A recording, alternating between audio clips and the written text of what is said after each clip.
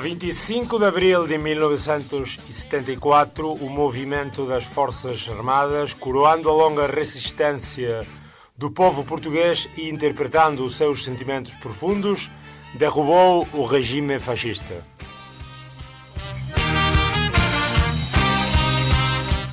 Libertar Portugal da ditadura, da opressão e do colonialismo representou uma transformação revolucionária e o início de uma viragem histórica da sociedade portuguesa. A Revolução restituiu aos portugueses os direitos e liberdades fundamentais. No exercício destes direitos e liberdades, os legítimos representantes do povo reúnem-se para elaborar uma Constituição que corresponde às aspirações do país. A Assembleia Constituinte afirma a decisão do povo português de defender a independência nacional, de garantir os direitos fundamentais dos cidadãos, de estabelecer os princípios basilares da democracia, de assegurar o primado do Estado de Direito democrático e de abrir caminho para uma sociedade socialista, no respeito da vontade do povo português, tendo em vista a construção de um país mais livre, mais justo e mais fraterno. A Assembleia Constituinte, reunida na sessão plenária de 2 de abril de 1976, aprova e decreta a seguinte Constituição da República Portuguesa.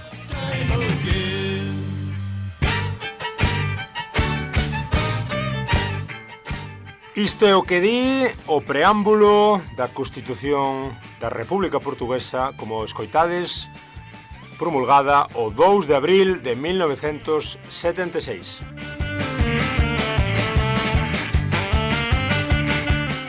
Ola, moi boas, eu son o Germán Esteve, do Germano a Portuguesa, e aquí estades nun novo episodio do Galiportus, este voso programa galaico-portugués unindo Galiza e Portugal voz a voz. Hoxe, 50 anos despois, nesta conmemoración tan especial, 50 anos despois de abril, do 25 de abril de 1974, xusto 2 anos antes deste preámbulo que aseguraba os direitos básicos para os cidadáns portugueses, como digo, 50 anos despois desa revolución romántica e tan mítica na nosa retina, no que nos contaron os que aínda non nacéramos, celebramos, como dicimos, abril, unha vez máis.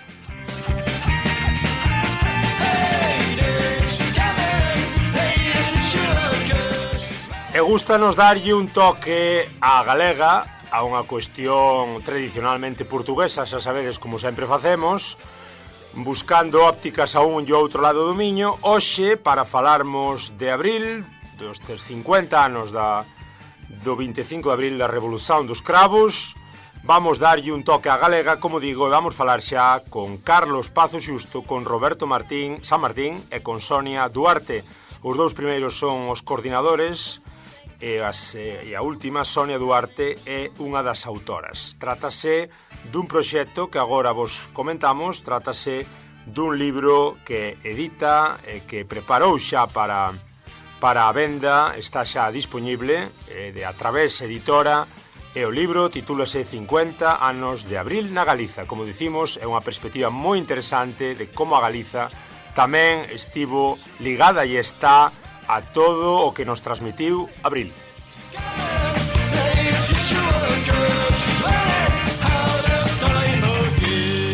Moi ben, pois imos xa cos nosos convidados, imos xa falar de abril á galega.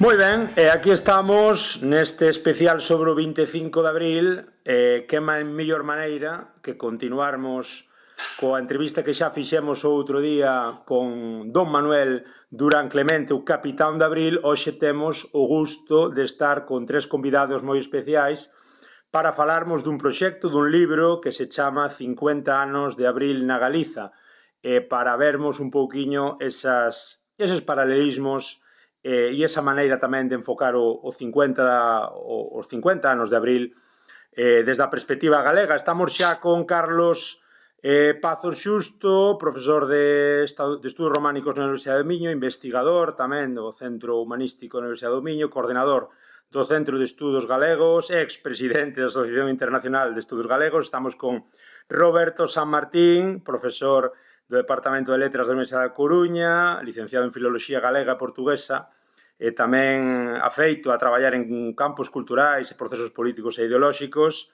Ambos forman parte tamén da Rede Galabra, que agora nos van comentar. E estamos tamén abaixo do miño con Sonia Duarte, profesora de secundaria en Gaia, licenciada en Literatura e Linguas Modernas e tamén con formación varias en lingüística. Tanto Carlos como Roberto son os autores deste libro, 50 anos de Abril na Galiza. Sonia Duarte é unha das autoras. Moi boas aos tres, que tal? Hola, que tal? Hola Roberto, hola Carlos, hola Sonia. Hola. É un placer. Comezo, por exemplo, por ti, Carlos. Como comeza, por onde inicia a idea deste libro que ven fantásticamente como anelo ao dedo para estes días de conmemoración de 50 anos de Abril? Por onde inicia a idea do libro? Pois, na verdade, a idea do libro surxiu tomando un café e lendo o xornal en setembro de 2023.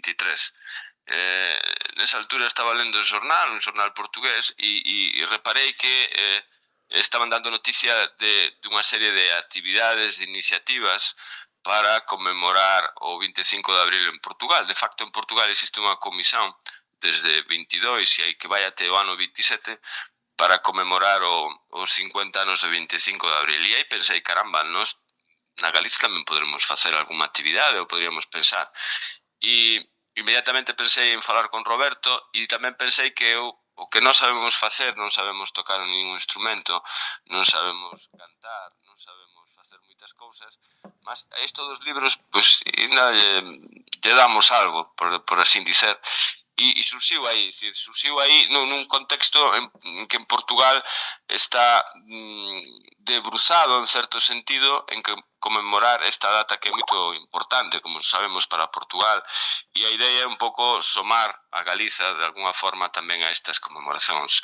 E partindo tamén da idea de que o 25 de abril tamén é, en certa medida, se me permite, algo propio, non é? Porque condicionou, afectou, influiu, inspirou tamén a algúns grupos de persoas na Galiza. Roberto, como é o libro, como está estruturado e que achega a quen o pode ler, que nos transmite? A ver, o libro está dividido en dúas partes. Ten unha parte de depoimentos e outra que chamamos de abordaxes. A maioría dos contributos, en total son 12 contributos, e a maioría están nesta primeira parte de depoimentos. Aí hai 3 memorias que veñen de Portugal e 4 que veñen da Galiza. E nesa primeira parte o que tencionábamos era agrupar un conxunto de traballos relativamente breves en que as persoas fixasen a súa memoria de abril, non é? A memoria daquel tempo, son de alguma maneira participantes tanto do lado portugués como do lado galego nese momento histórico. E a segunda parte son textos máis, se quixerdes, máis académicos, non é? Son textos xa de xente ligada á universidade, por máis que na primeira parte, na parte dos depoimentos, tamén hai algún profesorado universitario. Mas nesa segunda, nas abordaxes, hai 2 textos portugueses e 3 textos galegos que focan máis dun punto de vista académico, se queres, eses procesos, ou analizan un bocadillo máis eses procesos. Hai, se queres, indicoche máis menos as persoas que participan, xa digo, son este conxunto de 12 textos e unha introdución breve nosa, asinada en redondela por Carlos e por min. E a primeira intervención, a primeira memoria é do profesor Fernando Rosas, que ten unha trayectoria no campo político da esquerda, un dos fundadores do Bloco da Esquerda en Portugal, e profesor universitario, ele xa foi até candidato á presidencia da República Portuguesa, que ten un texto explicando a relación de forzas, sí, que había naquela altura en Portugal. Hai un texto de Enrique Barreto Núñez, de Braga, el bibliotecario, e ten esas memorias do relacionamento na altura coa Galiza e coa cultura galega, unha persoa que viviu tamén aqueles momentos. Está o capitán, o capitán Durán Clemente, que ti falabas antes del, que este xa é un participante e un protagonista directo, Sí. daquele movimento revolucionario, do movimento das Forzas Armadas. E despois a parte galega destes depoimentos xa son Martiño Montero Santalla, profesor universitario, ele foi presidente da Academia Galega de Lingua Portuguesa, e ele está aquí tamén especialmente porque en ano 74 non só conmemoramos o medio século da Revolución dos Cravos, senón que tamén conmemoramos o medio século, os 50 anos da publicación do Manifesto pola Supervivencia da Cultura Galega, que é un texto escrito polos 13 de Roma, por un grupo de padres vinculados ao galeguismo, ese galeguismo cristián, que naquela altura publicaron un texto. O primeiro foi publicado en Portugal, despois foi publicado na España, nunha revista que se chamaba Cuadernos para el Diálogo, e que establecía un plano de normalización lingüística coa unidade lingüística galego-portuguesa no centro. E tamén queríamos, de alguma maneira, recoller iso. Tamén o 25 de abril tivo impacto na recepción deste texto e na non publicación até dese texto na Galiza, en Grial, na revista de Galaxia, para que os autores o tiñan enviado en primeira instancia. Logo hai un texto de Margarida Ledo, cineasta, profesora da Universidade de Santiago de Compostela e leitora de lingua e cultura galega na Universidade do Porto xusto despois de abril. Ela foi para lá exilada, ela conta ali as súas memorias. Hai un peso tamén no libro importante do sindicalismo, tanto no penúltimo texto destes depoimentos, que é de Manuel Mera, líder sindical galego, unha trayectoria moi longa, como tamén no texto que asina na outra parte do libro, nas abordaxes Sonia Duarte. Digamos que o sindicalismo está presente dunha maneira relativamente central. E despois outro campo que tamén está presente dunha maneira central é a música. O último texto destes depoimentos é un texto de Vicente Araguas, que se pregunta se estamos así de costas viradas, e que conta as súas lembranzas e as súas memorias daquel relacionamento que a xente da nova canción galega, en moitos casos vinculados a partidos de esquerda e novedamente o Partido Comunista de Galicia desde o ano 68, tamén o nacionalismo e o nacionalismo do PEGA, pois conta esas lembranzas, esas relacións que ele tiña fundamentalmente co SECA, co SECA Afonso. E a música tamén é recuperada nesa segunda parte de abordaxes por un texto da profesora Felisa Rodríguez Pardo, que fai parte do Campo Galabra, ela é profesora da Universidade de Santiago de Compostela e que tamén aborda o campo musical.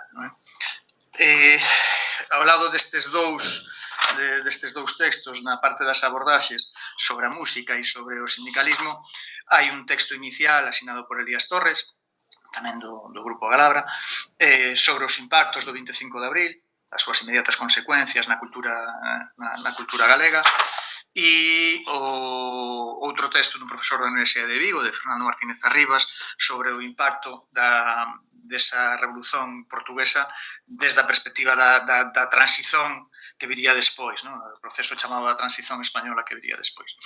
E o libro fecha cunha cronoloxía elaborada por Alexandra Paz, unha cronoloxía do 25 de abril que é tremendamente útil para entender dun punto de vista cronolóxico, temporal, os varios acontecimentos. É un libro que en principio pretende dar conta do relacionamento galego-portugués, pretende tamén conmemorar unha data que é unha data moi importante para as democracias europeas e mundiais. Nos témola alcuñado en algún momento como última revolución romántica, é dicir, é unha revolución que se fai con flores e que se fai na outra marxe do mesmo río. Témolo comentado tamén estes días en algunha entrevista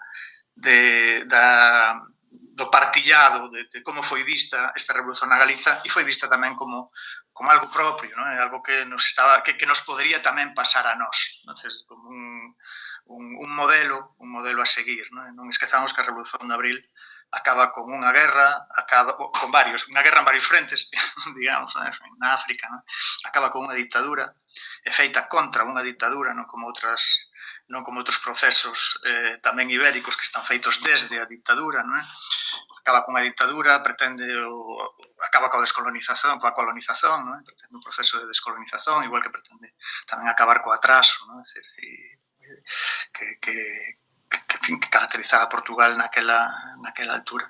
É un modelo, e Portugal convértese ademais tamén nun espazo de seguranza para toda a xente da Galiza que quería un mundo diferente, non?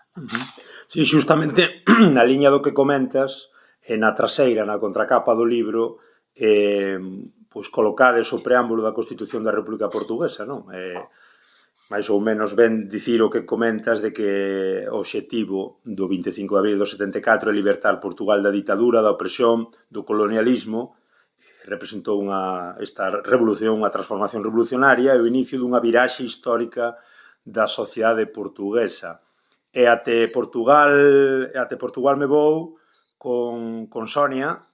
Contanos un pouco, Sonia, como é a túa parte, como é pois esa lectura, esa visión un pouco desde Heranzas de Abril, non? Comentas no teu texto da liberdade sindical á proximidade sindical, un caso de afinidade no sindicalismo docente do noroeste peninsular. Coméntanos un pouco, Sonia, como te envolves neste proxecto e que queres expor un pouco na túa parte. Bom, eu envolvo-me em primeiro lugar por convite do Carlos e do Roberto, que eu agradeço e que foi com prazer que aceitei. Porque me é especialmente prazeroso poder falar do 25 de Abril na Galiza, porque, como dizia o Roberto, acho que é o único espaço, com exceção dos territórios que conseguiram a sua liberdade e independência também com este processo, não é? É de facto talvez o único sítio onde sentimos esta celebração como uma celebração comum.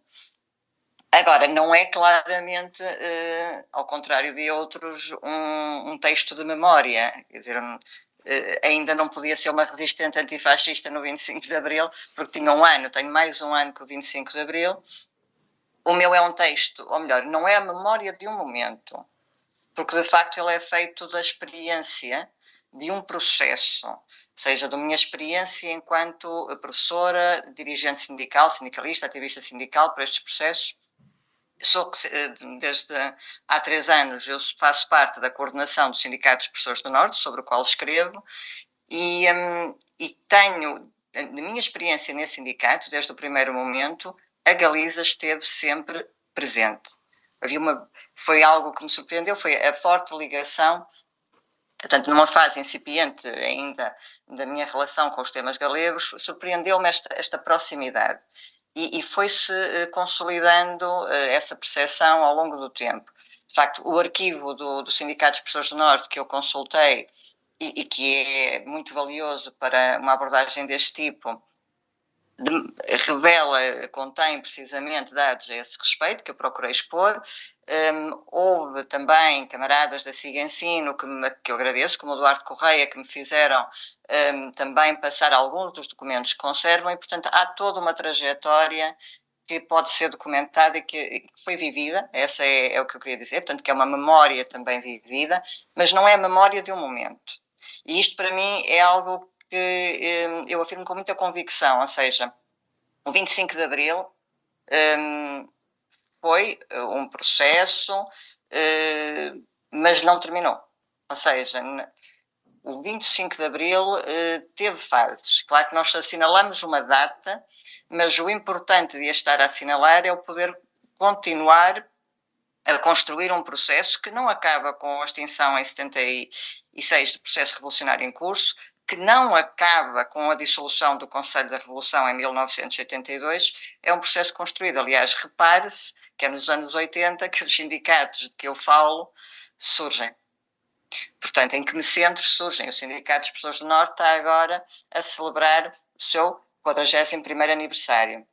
Agora, passou em novembro. Mas, portanto, é isto, é esta afirmação de que falar da construção de 2 sindicatos com uma proximidade especial é continuar um processo. E este processo, particularmente depois do resultado das últimas eleições em Portugal, é um processo de muita pertinência, porque os tempos podem se inverter. As conquistas de Abril não devem ser dadas como asseguradas, as conquistas de Abril devem ser defendidas e aprofundadas. Portanto, ao falarmos disto, estamos a lembrar a importância de aprofundar o processo que se iniciou lá atrás no tempo, mas que é um caminho, que é basicamente isso, é um caminho, e este foi o caminho que eu percorri, um dos caminhos, aliás, que eu percorri no quadro do que Abril foi traçando. É isto, basicamente. Carlos, tú que estás normalmente en Portugal, na Universidade do Miño, como galego residente e practicante do lado de abaixo do Miño, que trouxa aquela revolución, unha vez que tamén Roberto sinalou todas as partes do libro, todos os textos, todos os colaboradores, todas as diferentes visións que se lle dá un pouco a Abril 50 anos despois, que trouxa aquela revolución ao lado norte do Miño, ou como dicía tamén Manuel Durán Clemente, non? A Galiza ten raíces na liberdade de Abril. Como é esa relación e como entendermos Abril desde a Galiza? Bom, como já referiu Sonia, eu tamén eu non tiña nascido cando foi o 25 de abril. Ora, o 25 de abril a Galiza penso que trouxe varias cousas, ou foi tracendo pouco e pouco varias cousas, non? Este libro é unha das cousas que traz, non? Trouxe varias cousas, trouxe un espello onde verse ou reverse, non? En 25 de abril de 1974 a Galiza estaba sob un decrépito sistema autoritario, unha ditadura, e a Revolución de Abril portuguesa foi unha lufada de ar novo, no? E dun exemplo tal vez a seguir ou unha inspiración, non? Iso do ponto de vista político. Mas tamén eu queria destacar, e penso que no libro está destacado, a questón cultural, non é? Que vai alén do político, non é? E trouxe cousas tan maravillosas, xa tiñan vindo antes, mas aí foron reforzadas, como a música de, sobre todo, non só, mas sobre todo de Seca Afonso, non é? Nós estivemos facendo algunha pesquisa e hai algúns traballos sobre o asunto, non? A relación de Seca Afonso con a Galiza, e é algo realmente que chama a atención. Outro día estive a follear un outro libro que trata especificamente este asunto, e a cuantidade de concertos que Seca Afonso deu na Galiza en cuanto era vivo, e a cuantidade de homenaxes que recebeu a posteriori é algo que realmente chama a atención, non é? Nos, o ano pasado, por acaso, o ano pasado non, xa un par de anos, fixemos tamén unha pequena homenaxe no ámbito dun festival cultural que organizamos en Braga, que se chama Conversencias Portugal-Galiza, e rememoramos de alguna forma un concerto que tiña dado Xosé Afonso en Redondela uns anos. É dicir, Xosé Afonso tocou en moitas vilas e cidades da Galiza. Iso inspirou tamén os repertorios musicais, penso, de autores, de artistas galegos e galegas, non? Iso penso que se recolle bastante ben no libro, non? Esa dimensión que vai para alén do político, que é o cultural, que ten a ver coas paisaxes lingüísticas, coas paisaxes musicais, e que penso que deixou unha pegada importante e continúa, unha pegada viva, ¿no? De alguna forma. Sí, Roberto, por exemplo, se normalmente nos queixamos do lado galego que non se sabe nada ou pouco, ou estamos moi perto e moi lonxe de Portugal á vez, pensas que o 25 de abril é unha excepción, confirma a regra, é unha cousa que non está presente na sociedade galega hoxe en día con perspectiva destes 50 anos, ou pois que pouco a pouco, que grazas tamén a esforzos como os deste libro, pois que sí que se sabe bastante da cuestión? Que en Portugal saiban máis ou menos de nós e da maneira en que saben depende fundamentalmente de nós. E a quen máis debería interesar é a nós propios, non? Que nos coñezan e darnos a coñecer. Se non é así, pois haberá que pensar quais son as políticas culturais e de outro tipo que nós temos en relación coa imaxe exterior e as relacións exteriores da Galiza. Por máis que Portugal non sexa moito política exterior, ou se calhar algúns pensamos que non debería ser ben política exterior, algo máis interior que iso. Do outro, do 25 de abril. A ver, nós estamos nun momento, claro, festexamos un efeméride, non é? Son 50 anos, e iso fai que as lembranzas de abril, as homenaxes de abril, as conmemoracións do 25 de abril, que este ano sexan especialmente numerosas, non é? E, ademais, unha vista de ollos á actualidade galega, por centrarnos apenas na Galiza, non? Dá para ver que este ano hai moitísimas máis conmemoracións e moitísimas máis lembranzas do que abril significou que en anos anteriores, que nunca estiveron ausentes. É dicir, hai unha parte, sobre todo, ligada á esquerda, tamén ao mundo universitario, que todos os anos festexa abril, non é? De unha maneira máis ou menos modesta, ou máis ou menos intensa, non é? Mas festexa abril. Este ano, eu creo que hai un elemento diferencial que o que dá os 50 anos, non é? Que non só, vamos dicir en positivo, non é? Dicir, que tamén os espazos máis institucionalizados da Galiza tamén se lembraron de abril, non é? E aí non só na universidade, senón en moitísimos actos, non sei, o Consello da Cultura, hai moitísimas institucións que están celebrando abril polo a forza e o peso que dá eses 50 anos, non é? E, nós dixemos tamén en algunha ocasión que nunca está de máis lembrar abril, non é? Nunca está de máis lembrar abril polo que abril significou para a democracia, fundamentalmente, non? A democracia entendida, ademais, nun sentido alargado, non apenas nun sentido representativo, non? E nunca está de máis tamén polo que apontaba Sonia antes, porque as conquistas non se manteñen eternamente se non se sustentan activamente, non? E hai alertas, hai asaltos á democracia no mundo todo, e temos que estar atentos a esas alertas. Entón, xa digo, nunca estará de máis lembrar abril nas dúas marxes do río. Sonia, continúo contigo. Do lado galego está claro que unha maior ou menor parte da populación está sempre moi dispostas a querer saber máis, a querer implicarse máis con Portugal, a coñecer máis, a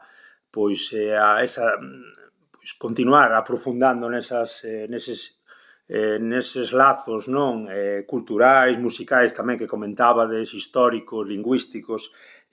Como facer con que este libro tamén teña ese enfoco do lado portugués achegando Galiza? É dicir, como chega este libro tamén ao lector portugués, ou como crees que vai chegar e que lle vai facer aprender ao lector portugués que estea interesado pois un pouco na extensión do 25 de abril, que é a extensión máis próxima é a Galiza, como estamos comentando?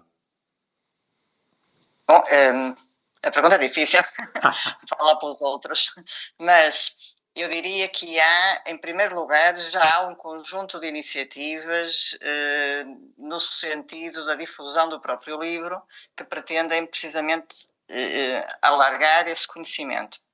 Há um conjunto de pessoas, no quadro dessas iniciativas, que denunciam, ou seja, o público existente já denuncia que há focos de interesse, podem ser focos até, digamos assim, com mais compromisso com esta aproximação, compromisso militante quase, com a aproximação entre Portugal e a Galiza, que estão ávidos de leituras, de conversas como a que estamos a ter aqui, né? E da leitura que o livro propiciará.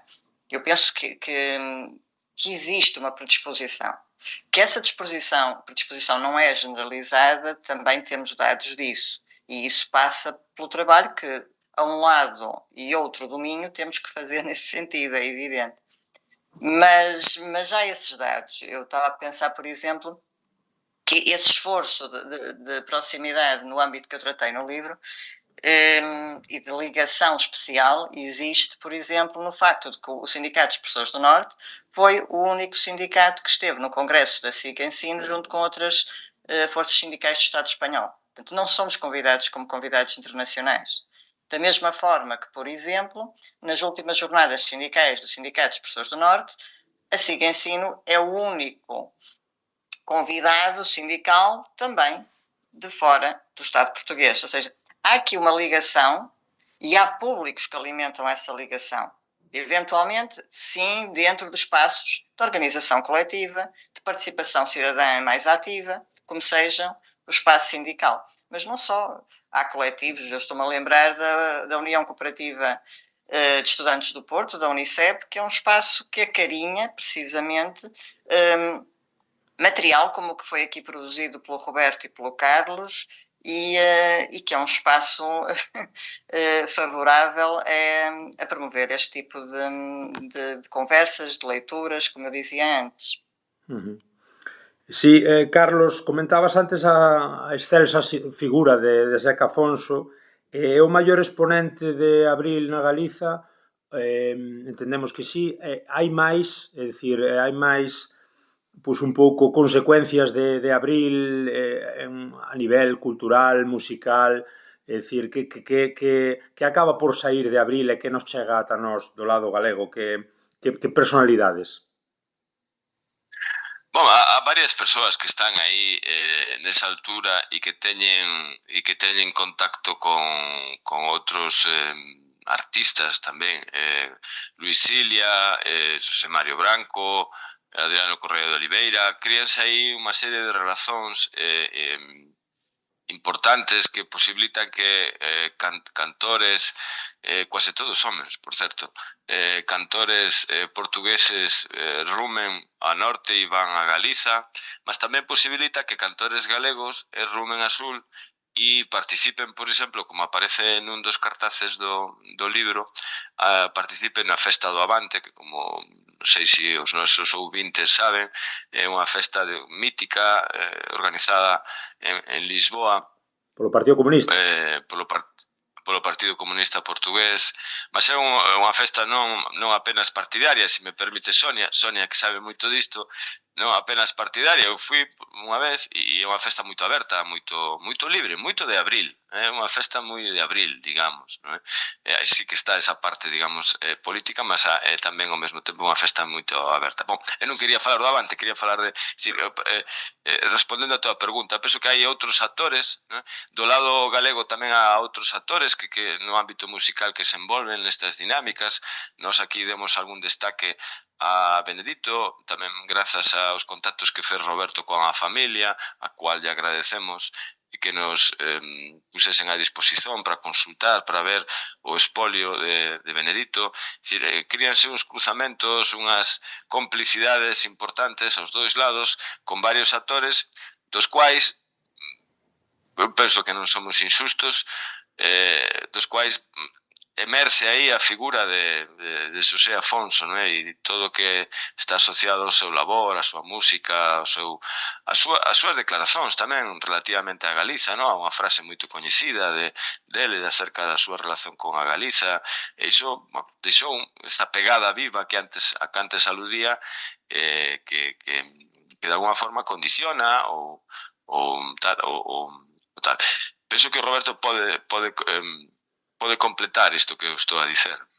Non completar, reforzar únicamente, porque é isto, non? En relación co que aponta Carlos, non? De que do contributo e da axuda que nos deu a familia de Benedito, eles teñen un arquivo moi potente, eles iniciaron unha amizade coa familia de Xosé Afonso naquela altura, unha amizade que aínda continúa hoxe, non é?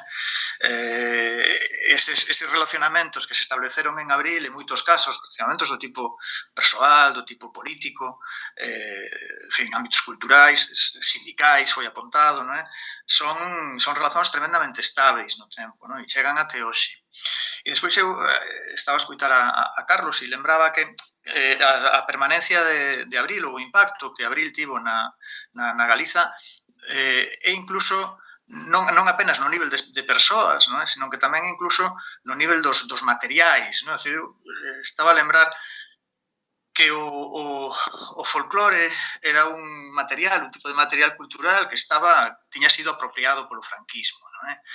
Igual que tiña sido apropiado polo salazarismo no seu momento, non é? Decir, aquelas, no caso español, aquelas cousas dos coros e danzas e todas aquelas cousas, non é? Decir, aqueles os traxes ditos regionais e todo aquilo, non é? E foron os portugueses, Seca Afonso, Cilia tamén foi aquí apontado, non é? Os que primeiro comezaron a recuperar o folclore, a incorporar nos seus cantos elementos que viñan dai do folclore. Non estaban dispostos a que o fascismo, este tipo de fascismo ibérico, que lle roubase este patrimonio. E por imitación a iso, grazas a que Xosé Afonso tiña feito iso, tamén os cantores galegos comezaron a facer iso. Portugal serviu de modelo, non apenas de modelo político, mas incluso de modelo até no plano dos repertorios musicais, e os cantores daquela altura din do moito que aprenderon cos cantores portugueses, en todos os planos. Aprenderon de política, aprenderon a facer a revolución, mas tamén aprenderon a tocar mellor e a tocar dunha maneira máis plural, as súas cancións e os seus cantos. Aproveito contigo, Roberto, o libro, alén dos textos e dos 12 autores que abordan Portugal e Galicia desde diferentes perspectivas, ten tamén unha serie de fotografías, unha serie de documentos que revelan, eses cruzamentos que a Revolución dos Cravos propiciou nas relacións galaico-portuguesas. Coméntanos, se queres, un pouquiño de especial desas fotos, deses documentos, se queres. Esas apontaba tamén antes Carlos, o grafismo, digamos, do libro, cada capítulo acaba con unha imaxe, e esas imaxes saen de dúas coleccións, basicamente do arquivo de Benedito, e aí insisto aínda no agradecimento á familia do cantor galego de Benedito, porque foi tremendamente xenerosa connosco e abriunos as súas portas e cedeunos todo e axudounos moito. E tamén da colección Sanxián Lodeiro, e en concreto desta colección Sanxián Lodeiro que ven é a capa do cancioneiro do programa do que cantou o Seca Afonso na Galiza, desa primeira vez que cantou o Grándola. Este arquivo, esta colección de Sanxión Lodeiro cedeunos ese cancioneiro, ese programa de man. Nos reproducimos apenas esa capa, como polo valor icónico, que iso ten. Fora iso tamén hai unha fotografía daquel mural que está na parte de abaixo no Burgo, na parte de abaixo da Facultade de Filoloxía, ali en Santiago de Compostela, e eu gostaba de destacar a propia capa do libro, que nos gostamos bastante da capa do libro. Contanos como é. Sí, contanos. Sí, esta idea do cravo, e o cravo ten esta parte, ese talo verde do cravo, mas que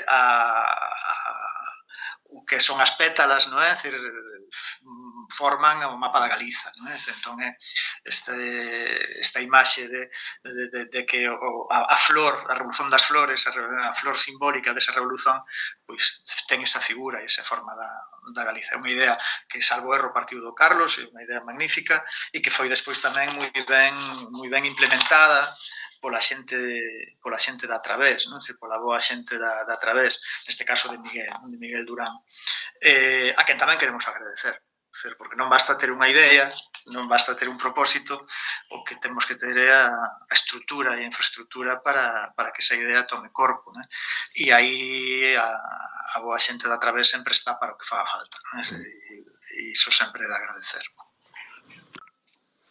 Sí, Sonia, continúo contigo. Comentabas antes que o 25 de abril, estes textos todos nos que, un libro no que tú participas, é unha memoria vivida, e tamén é o 25 de abril ese proceso aínda sin terminar. Sen entrar no campo da futuroloxía, mas como debería terminar o 25 de abril, ou como entender tamén desde o punto de vista do leitor os pasos que se teñen que dar para que abril teña pois un desenlace maior ou máis positivo do que foi nestes 50 anos.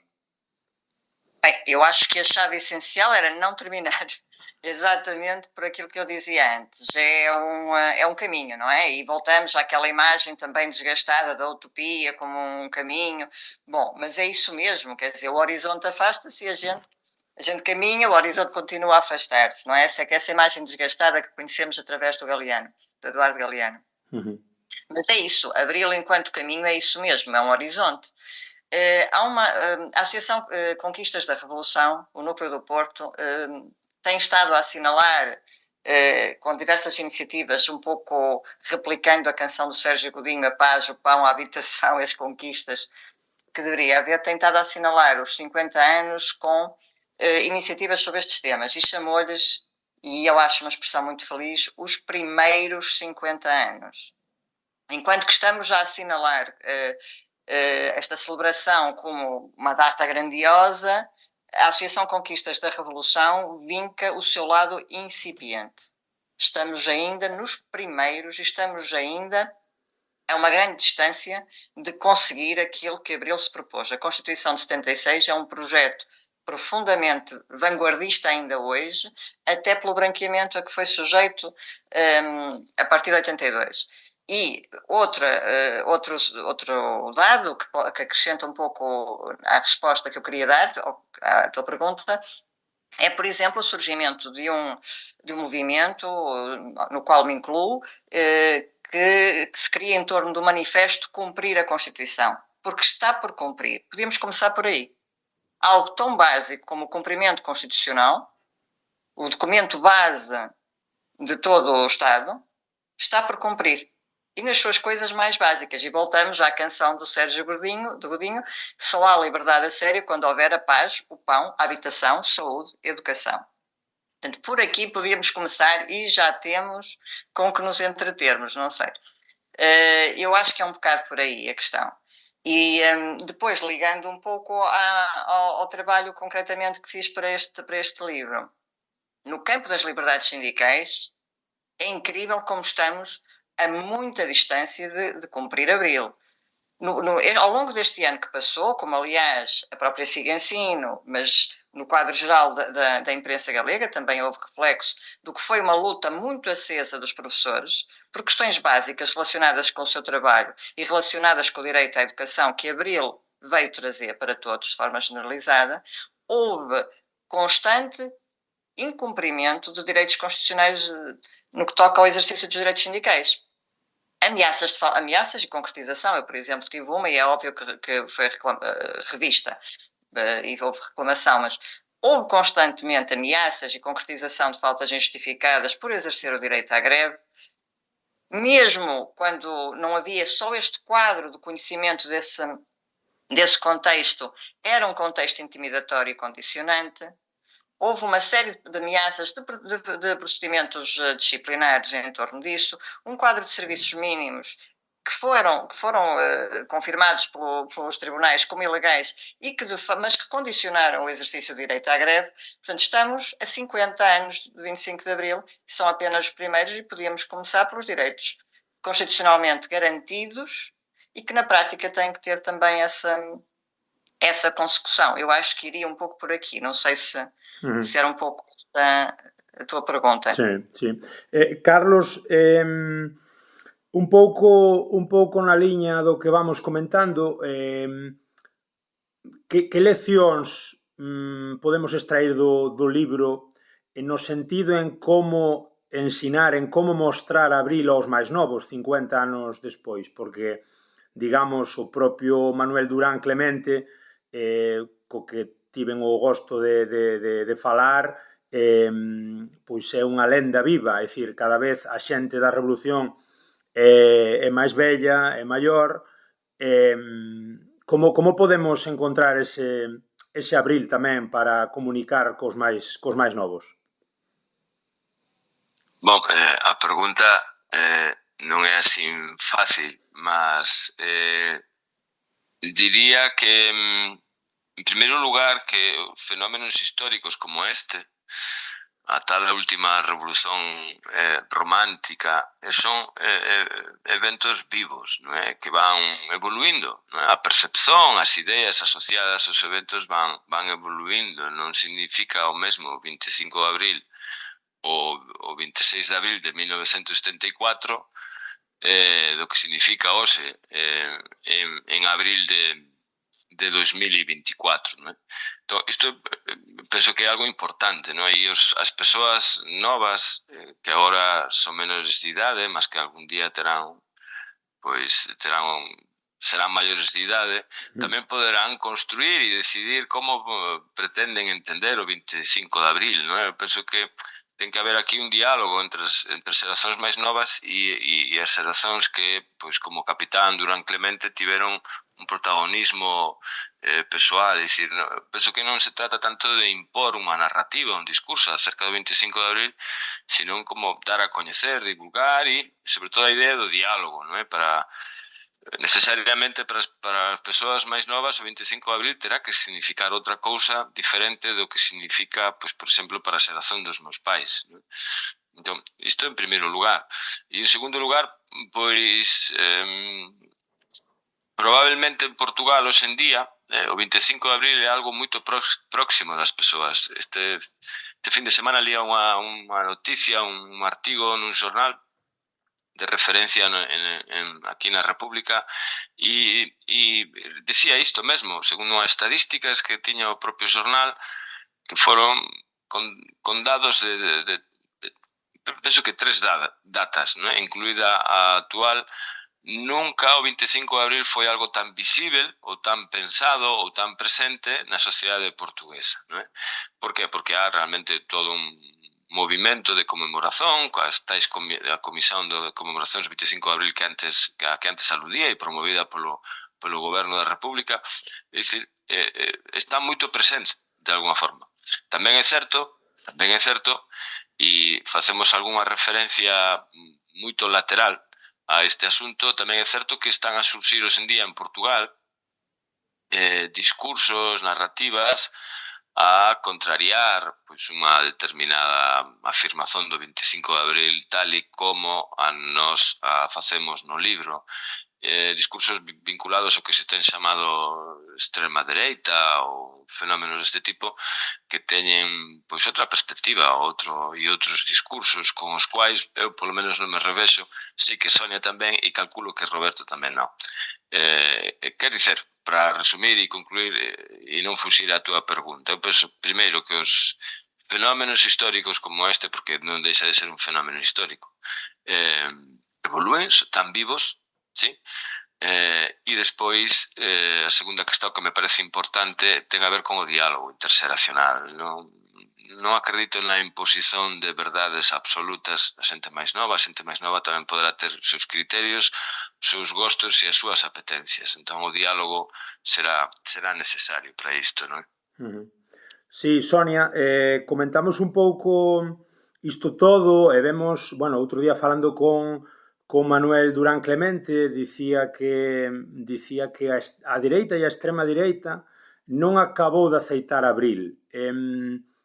Isto é así mesmo, digo porque há un pouco, como comentades, da revolución romántica, non? Do lado galego sempre se viu como casi sempre pasa con Portugal, ese idealismo que temos do lado galego que sempre, pois, parece como que nos autoconvencemos de que o que non temos do lado galego pois sempre vai estar en Portugal, menos mal, aínda ben que nos queda Portugal. Isto é así, é dicir, do lado portugués vese claramente que ficaron ocos aínda por cubrir, que non foi a revolución tan perfeita como se nos dixo, que o relato non foi así e que a dereita e a extrema dereita van a aproveitar calquera momento que poidan para mudar ese relato? Sim, quer dizer, é a minha opinião, mas eu penso que sim. Em primeiro lugar, comentando menos mal que nos queda Portugal, um amigo galego escrevia precisamente já não nos queda Portugal depois das eleições do 10 de março.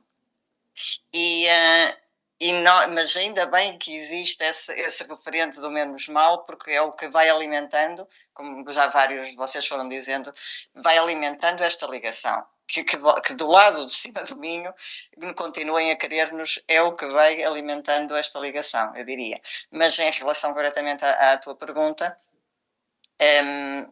porque é que já não nos queda Portugal? Porque, de facto, a configuração que resulta do último ato eleitoral é uma configuração de forças profundamente reacionárias. Ora, forças profundamente reacionárias são avessas ao processo revolucionário que Abril encetou e que ainda é em essência.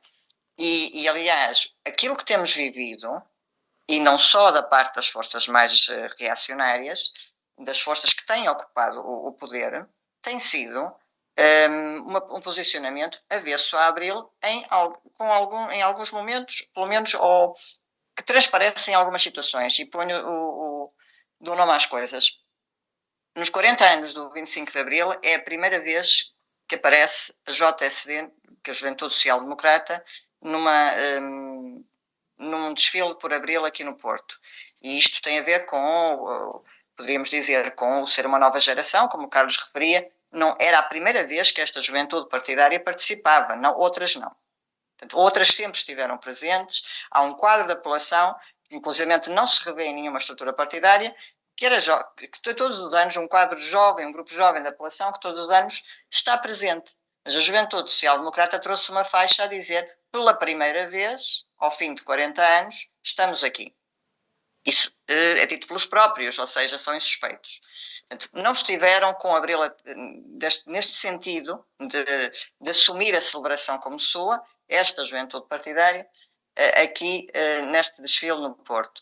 E temos outra visão, que eu diria que é o elemento mais visível, é que por cada moção que se aprova no campo parlamentar, do poder local democrático, por cada moção de apoio ao 25 de Abril, tem surgido com mais força as moções de apoio ao 25 de Novembro. E, portanto, isto é um processo contrário a Abril. Portanto, há forças reacionárias que se revêem nesta celebração.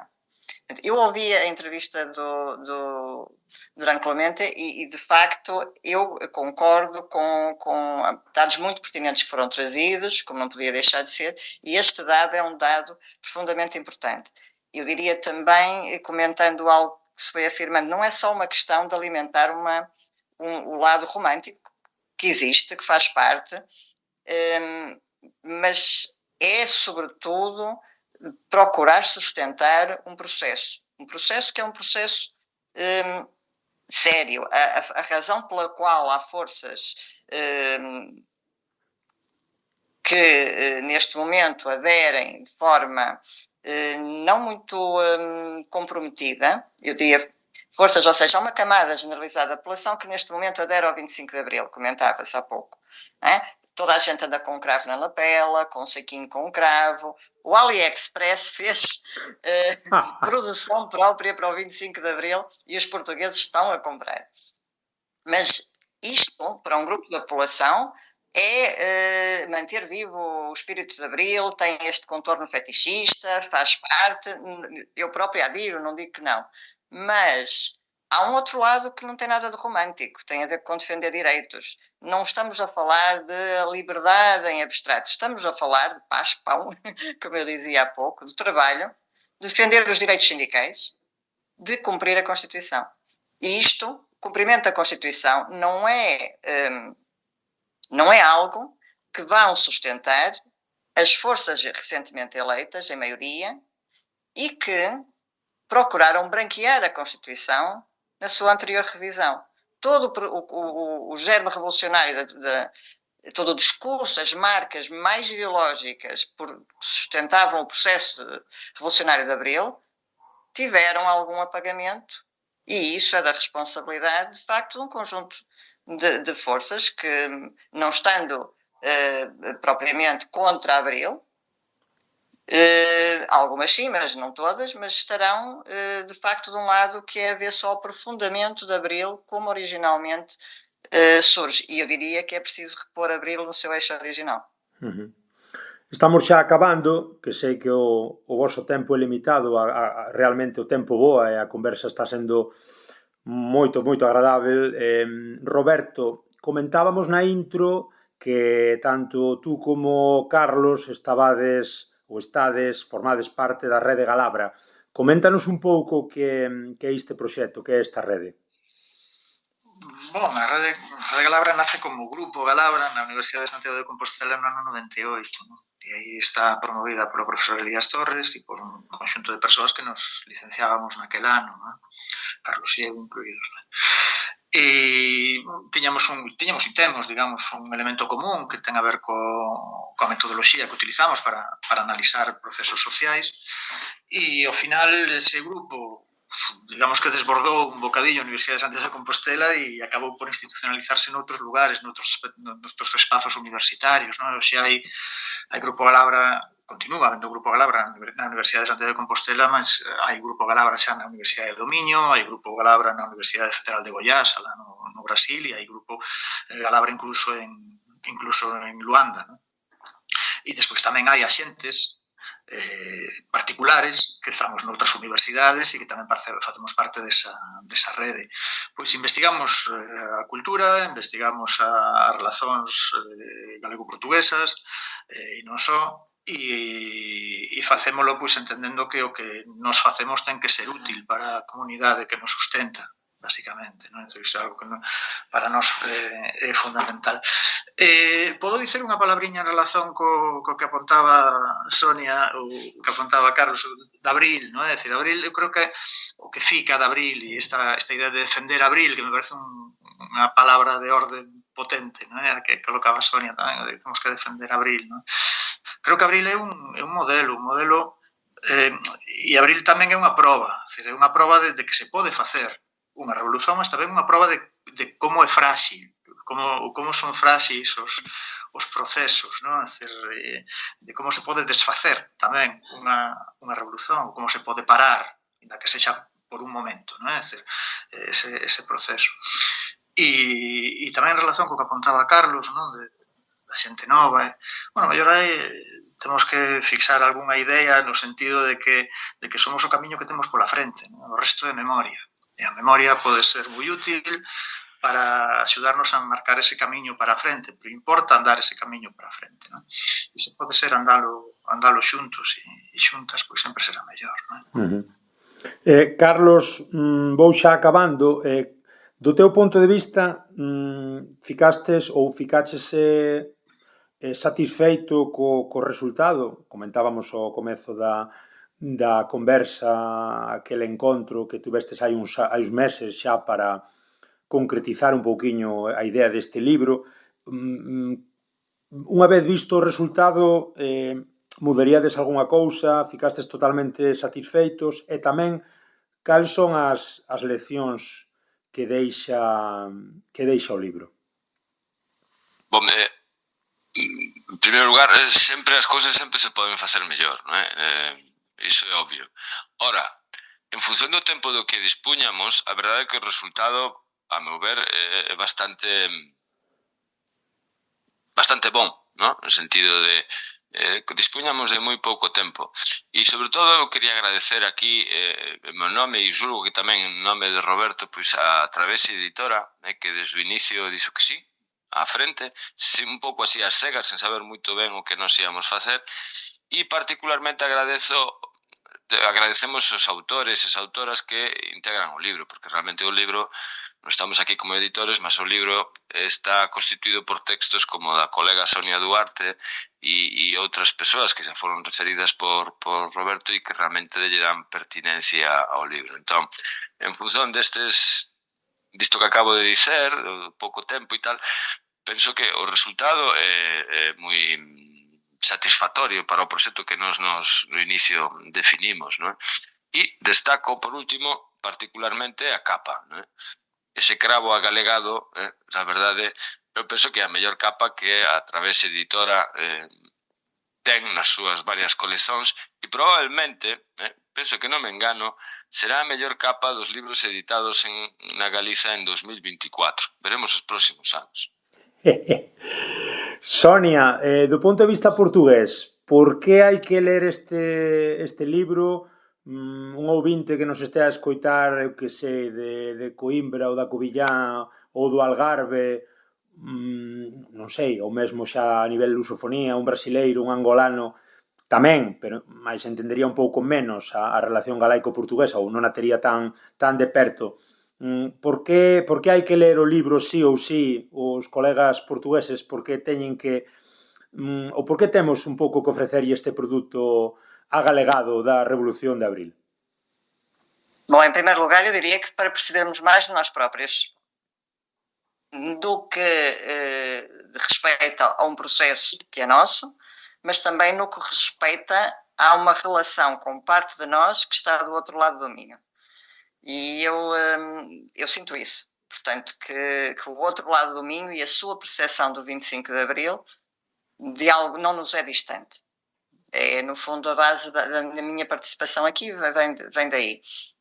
Eu acho que o livro traz contributos muito importantes sobre diferentes abordagens do 25 de Abril, algumas com o olhar do lado de cá, mas com os olhos postos do lado de lá do Minho, e isso enriquece bastante. E os olhos de quem do outro lado do Minho olha para este processo com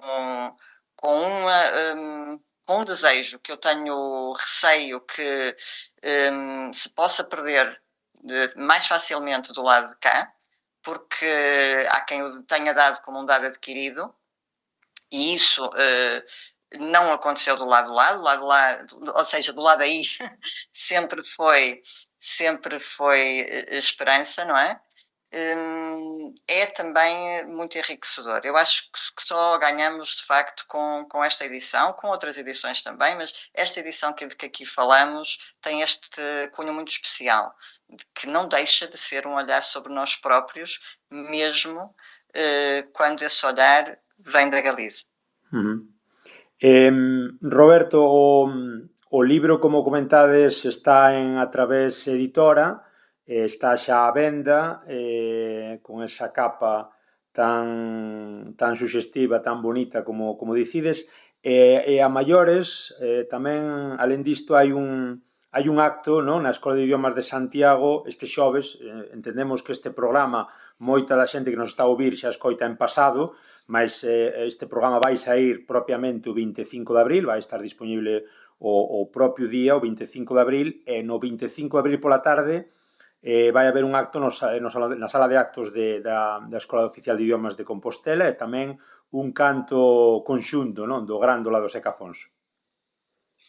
Bom, o libro vai ser apresentado en máis lugares. O libro vai ser apresentado o día 24 á tarde no Centro Camões de Vigo, na Casa Arins. O libro vai ser apresentado na mañá do 25 de abril na Facultade de Filoloxía da Universidade de Santiago de Compostela, nun conxunto bastante alargado de actos que o decanato desa facultade organizou, e que amavelmente nos convidaron, e ali estaremos as tres persoas que aquí estamos, o Carlos, a Sonia e eu propio, estaremos ali para presentar o libro. Despois será presentado efectivamente á tarde ás 5, o da mañá e ás 10:30 na Facultade de Filoloxía, á tarde ás 5 na Escola Oficial de Idiomas. E despois tamén será presentado por Carlos en Mondariz. Ahora non lembro se Mondariz non é Mondariz Balneario, non? É Mondariz. Bueno. Carlos? Sí, Mondariz Balneario. Mondariz Balneario, que non sabía. O concello máis pequeno de Galiza. Ese mesmo. Será presentado tamén o 26. E iso non quita que haxa outras, e haberá outras presentacións. Haberá unha presentación en Redondela, que será en xuño seguramente, en volta da Feira do Libro. Coruña, Ourense, Lugo, haberá algunha máis? Coruña seguramente tamén, porque, bueno, hai ali relación. No Porto tamén, probablemente. Está a nosa amiga Sonia está tratando aí, temos unha conversa pendente, mas tamén probablemente na Unicepe, no Porto. Sonia, confirmamos? Confirmamos, confirmada. Em princípio, para a celebração em força do Dia das Letras Galegas. Fantástico. Entón, como ves, hai este propio podcast, non? É dicir, hai hai algunha entrevista que xa saiu no PXL, no Portal Galego da Lingua, e algunha que sairá noutro medio, pois no Novas da Galiza, por exemplo, tamén nos entrevistaron. Dentro das posibilidades que nos temos e dentro tamén da posición que ten a Través, que non é unha editora de bestsellers, non é? Mas que fai a súa función e que fai con moita dignidade, non é? Pois dentro desas, con esas fortalezas e con esas limitacións, pois estamos a promover o libro, non tanto polo libro en sí, que tamén, senón polo que o libro significa, non é? Significa de ligazón e de símbolo, non? Ese cravo da capa, creo que o simboliza bastante ben. O símbolo da revolución tamén, nós tamén estamos nese símbolo da revolución, nosa Galiza, digo. E a última, para os tres, comezo por ti, Sonia, a modo despedida, algún agradecemento, algún comentario, algunha cousa que queiras salientar que ficou pendente, algún proxecto que queres tamén pois pôr no noso un pouco no noso coñecimento, o que queiras. Bom, agradeço em primeiro lugar a oportunidade de o fazer, em segundo lugar de participar neste espaço. Os mesmos agradecimentos que os editores já fizeram, portanto, no fundo a eles próprios, também eu já os fiz, a eles próprios e a editora, a quem nos ouvir, e eu diria que basicamente apenas fazer esse apelo de que se acompanhem todos os passos de participação coletiva, sindicatos e não só, portanto eu referi-me ao movimento do Manifesto de Cumprir a Constituição, à Associação de Conquistas da Revolução, a todos esses passos, mas eu tenho que destacar aqui a quem o agradecimento é devido por esta data, que é precisamente a União de Resistentes Antifascistas, com núcleos em diversas partes do país, mas é a eles que devemos estar precisamente a celebrar este processo, e não só a data em concreto, e é importante defendê-la. Eu só obrigada pela oportunidade. Obrigado a nós. Carlos, a túa despedida, as últimas palabriñas? Bom, pois suscrevo o que acaba de dizer, os agradecimentos que acaba de formular a Sonia Duarte e en fin, desexo boas leituras para quen tiver interese no libro, pois iso, boas leituras e moitísimo obrigado por esta entrevista a partir dunha terra coa cual Roberto Meseu temos unha querencia particular. Nós no libro dixemos que temos unha querencia particular polo 25 de abril, mas tamén por motivos, digamos, biográficos e de amizades por Allariz.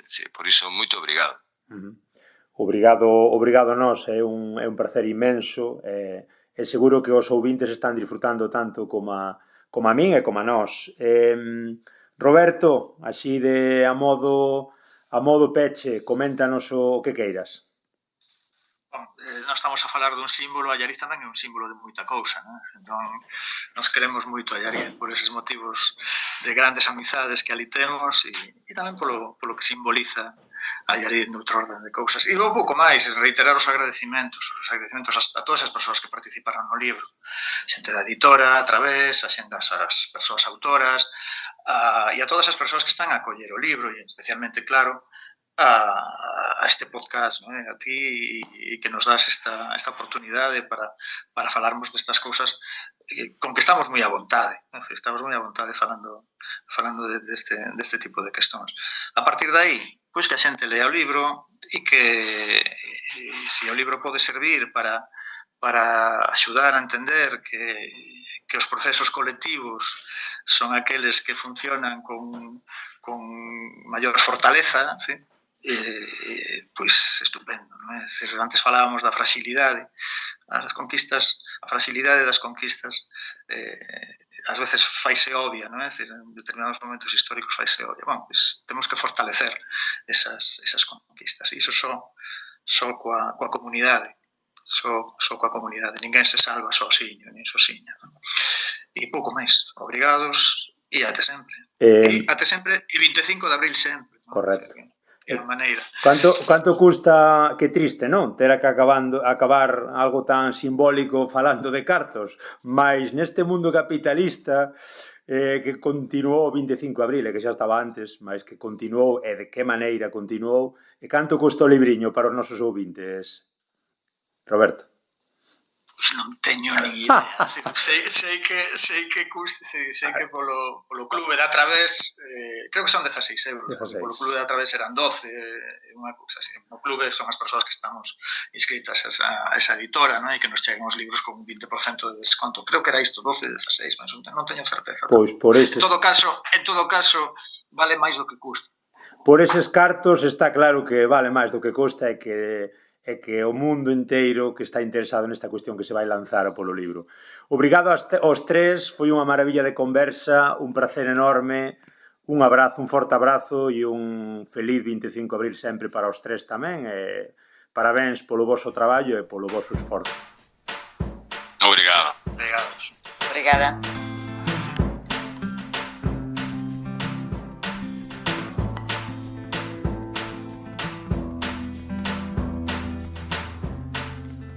Moi ben, pois minutos fantásticos con Carlos Pazo Xusto, con Roberto San Martín e con Sonia Duarte, cada un desde o seu punto de xeográfico diferente, atendernos gustosamente, e fixemos esta entrevista tan interesante sobre os 50 anos de abril na Galiza. Vamos a ir xa acabando por hoxe. Recordade que estamos en iVoox, en Spotify, en Pod Galego, en Apple Podcast, podernos seguir en Facebook, Instagram e Twitter. Tamén temos aí o correo a vosa disposición, galiportuspodcast@gmail.com. Agradecemos os que xa nos enviastes algunha suxerencia ao correo. E nada máis, esperamos, como digo, que disfrutedes, que lembredes abril e os valores que nos transmite a un e outro lado da raya.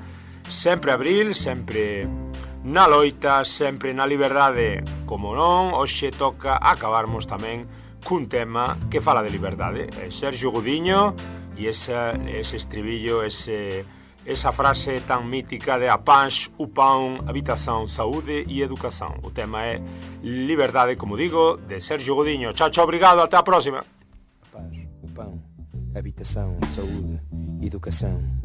A paz, o pão, habitação, saúde, educação.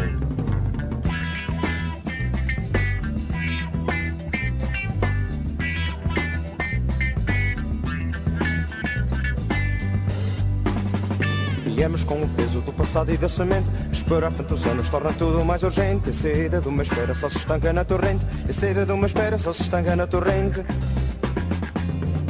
Vivemos tantos anos a falar pela calada. Só se pode querer tudo quando não se teve nada. Só quer a vida cheia quem teve a vida parada. Só quer a vida cheia quem teve a vida parada. Ai, só a liberdade a sério quando houver a paz, o pão, habitação, saúde, educação. Só a liberdade a sério quando houver liberdade de mudar e decidir. Quando pertencer ao povo, com o povo produzir. E quando pertencer ao povo, com o povo produzir.